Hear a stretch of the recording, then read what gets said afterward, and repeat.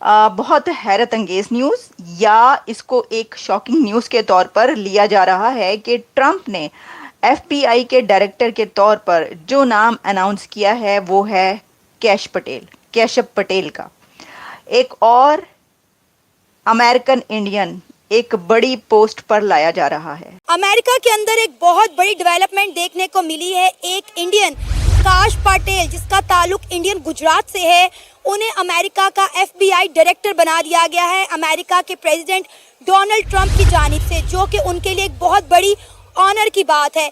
काश पटेल कौन है? काश पटेल वही हैं जिन्होंने एक पॉडकास्ट के अंदर कहा था कि एफबीआई का दफ्तर जो कि वाशिंगटन डीसी के अंदर है उसे म्यूजियम बना देना चाहिए। इसी के साथ साथ उन्हें डोनाल्ड ट्रंप को और एफबीआई को तनकीद करते हुए गवर्नमेंट गैंगस्टर के नाम से एक किताब भी शाया की थी, लेकिन उसके बावजूद भी उन्हें अगले कई सालों के लिए अमेरिका का एफबीआई डायरेक्टर मुकर्रर कर दिया गया है। After Tulsi Gabbard, after Vivek Ramaswamy, and after so many Indians, now Trump had decided to appoint American Indian from Indian origin, Mr. Kash Patel, as FBI director.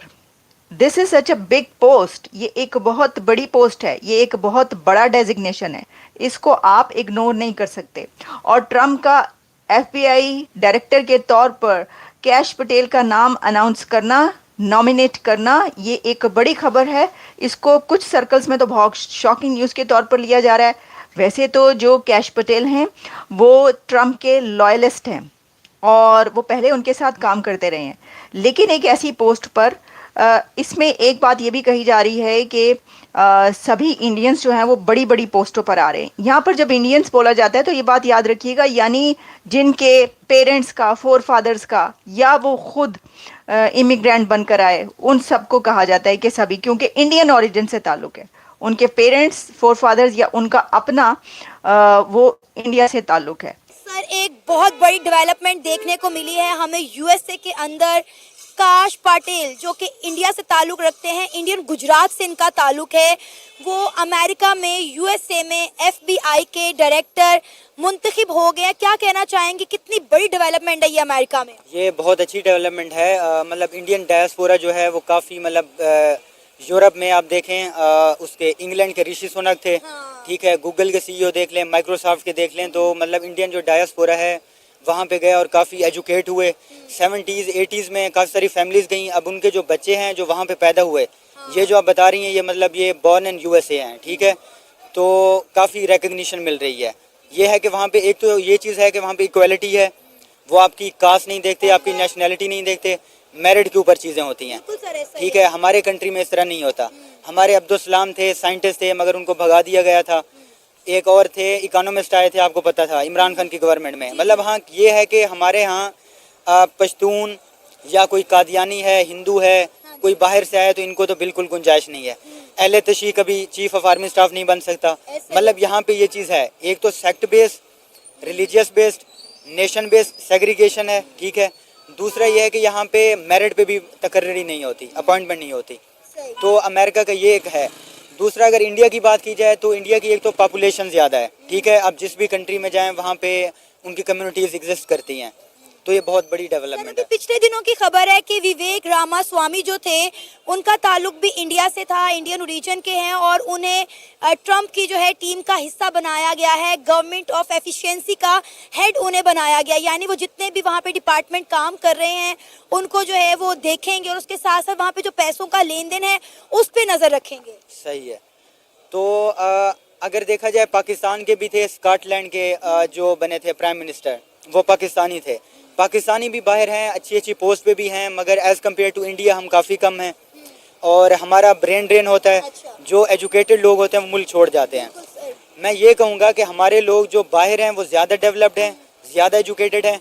Pakistan में सिर्फ कचरा बच जाता है, ये सीन होता है। मगर इंडिया में काफ़ी सारे लोग बाहर चले जाते हैं, और मोस्टली लोग बाहर से होके, बाहर का एक्सपीरियंस लेके इंडिया को सर्व करते हैं। इंडिया में नेशनलिज्म ज़्यादा है, पाकिस्तान में नेशनलिज्म नहीं है। डॉक्टर साहब, आज की सबसे बड़ी अमेरिका के अंदर जो बड़ी खबर है वो तो है काश पटेल की, जो कि एफबीआई डायरेक्टर बन गए हैं।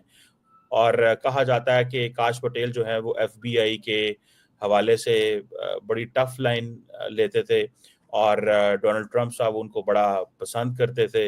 एंड अबव ऑल उन्होंने एक बुक लिखी थी, government gangsters, the deep state, the truth and the battle for our democracy.